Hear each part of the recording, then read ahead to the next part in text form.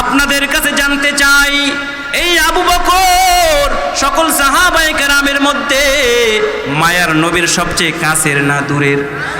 আরো জোরে বলেন, কাছের না দূরের? সেই আবু বকরকে বলে মান আবু বকর। আবু বকর নাম আর কে? আবু বকর তো সেই আবু বকর যেই আবু বকর ইসলামের প্রাথমিক যুগে নবীর সাথে থেকে থেকে অনেক সাহাবায়ে কেরামকে সহযোগিতা করেছিলেন। নতুন নতুন যে সকল সাহাবায়ে কেরাম মুসলমান হইত, অনেকে বিভিন্ন কাফেরদের গোলাম ছিল, ওই সমস্ত কাফেরদের থেকে টাকা পয়সা দিয়ে আবু বকর সহযোগিতা করে তাদেরকে আজাদ করেছিলেন। এই আবু বকরকে তার পরিচয় নিয়ে নাও। এই আবু বকর নবীজির হিজরতের সাথী। সেই আবু বকরের ব্যাপারে নবী বলে মান আবু বকর। আবু বকরটা আবার কি?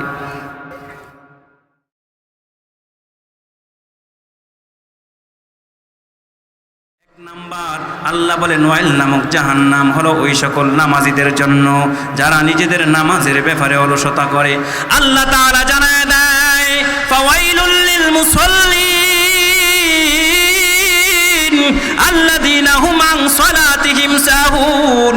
আল্লাহ বলে ওয়াইল নামক জাহান্নাম হলো ওই সকল নামাজীদের জন্য যারা নিজেদের নামাজে অলসতা করে। ও মুসলমান, এই আয়াত নাজিল হয় ওই সকল মুনাফিকদের ব্যাপারে, যেই সকল মুনাফিকরা রসুলের সাথে থেকে থেকে মুনাফিকি করত, রসুলের কথাগুলো কাফেরদের কাছে গিয়ে পৌঁছে দিত, যুদ্ধের কৌশলগুলো কাফেরদের কাছে পৌঁছে দিত। এমন মুনাফিকি করতে গিয়া আল্লাহর যে বান্দাগুলো নামাজের প্রতি গুরুত্ব রাখতো না, নামাজের প্রতি খেয়াল রাখতো না, এই সকল অলস নামাজীদের ব্যাপারে আল্লাহ তাআলা এই আয়াত নাজিল করে দেয়। ও মুসলমান, এই সকল অলস নামাজীদের জন্য আল্লাহ বলেন এদের শাস্তি হলো ওয়াইল নামক জাহান্নাম। আসেনি? এমন অলস মানুষ আসেনি? আরো জোরে বলেন। অথচ মায়ার নবীর নামাজের প্রতি কত গুরুত্ব ছিল জেনে নাও। হযরতে আয়েশা নবীজির কামরার মধ্যে ঢুকছে। ও মুসলমান, আপনাদের কাছে জানতে চাই, হযরতে আয়েশা নবীজির স্ত্রীদের মধ্যে সবচাইতে কাছের না দূরের? আরো জোরে বলেন, কাছের না দূরের? আয়েশা নবীজির কামরার মধ্যে ঢুকে গেল। নবীজি বলে মান আনতে, তুমি কে?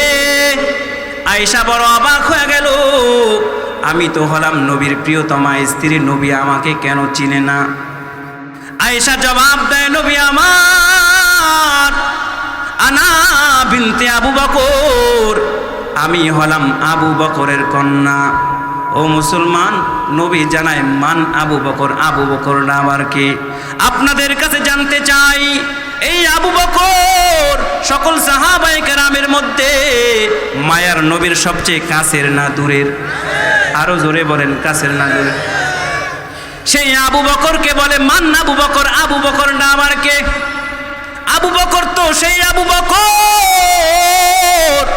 যেই আবু বকর ইসলামের প্রাথমিক যুগে নবীর সাথে থেকে থেকে অনেক সাহাবায়ে কেরামকে সহযোগিতা করেছিলেন। নতুন নতুন যে সকল সাহাবায়ে কেরাম মুসলমান হইত, অনেকে বিভিন্ন কাফেরদের গোলাম ছিল, ওই সমস্ত কাফেরদের থেকে টাকা পয়সা দিয়ে আবু বকর সহযোগিতা করে তাদেরকে আজাদ করেছিলেন। এই আবু বকরকে তার পরিচয় নিয়ে নাও। এই আবু বকর নবীজির হিজরতের সাথী। সেই আবু বকরের ব্যাপারে নবী বলে মান আবু বকর। আবু বকরটা আবার কি? আয়েশা বড় অবাক হয়ে গেল, নবী আমাকেও চিনে না, বাবাকেও চিনে না, নবীর হলোটা কি? নবীরে এবার ডাক দিয়া বলে, নবী আমার আবু বকর হলো ইবনে কুহাফা, কুহাফার ছেলে হলো আবু বকর। নবী এবার ডাক দিয়া বলে মান কুহাফা। কুহাফা আবার কে? আয়েশার বুঝতে বাকি নাই নবীর কোনো সমস্যা হয়ে গেল নাকি। আয়েশা নবীর দরবার থেকে বের হয়ে চলে গেল। নবীর দরবার থেকে বের হয়ে বাবার কাছে চলে যায়। বাবা আবু বকরের কাছে গিয়ে বলে, ও বাবা আবু বকর, নবী আমাকেও চিনে না, আপনাকেও চিনে না, কারণটা কি একটু জানায় দেন। আবু বকর ডাক দিয়া বলে, ও মা আয়েশা, তুমি যখন নবীজির কামরার মধ্যে ঢুকছো, আমাকে বলো তো দেখি, নবীর কামরার মধ্যে ঢুকার আগে মসজিদে আজান শুনতে পাইছো কিনা বলো। আয়েশা ডাক দিয়া বলে, বাবা, আমি যখন নবীজির কামরার মধ্যে ঢুকতে যাই, নবীজির কামরার মধ্যে ঢুকার আগে আমি আজানের আওয়াজ শুনতে পাই। আবু বকর ডাক দিয়া বলে, মা, যখন আজান হয়ে যায়, নবীজির নামাজের প্রতি এত মহাব্বত বেড়ে যায়, আল্লাহর সাথে নবীর সাথে এত সুন্দর সম্পর্ক তৈরি হয়ে যায়, আমি আবু বকর কি, তুমি আয়েশা কি, আমাদের চাইতেও যদি আপনজন কেউ থেকে থাকে, মায়ার নবী কাউরে চিনতে পায় না। এটা ছিল নবীর নামাজের প্রতি গুরুত্ব।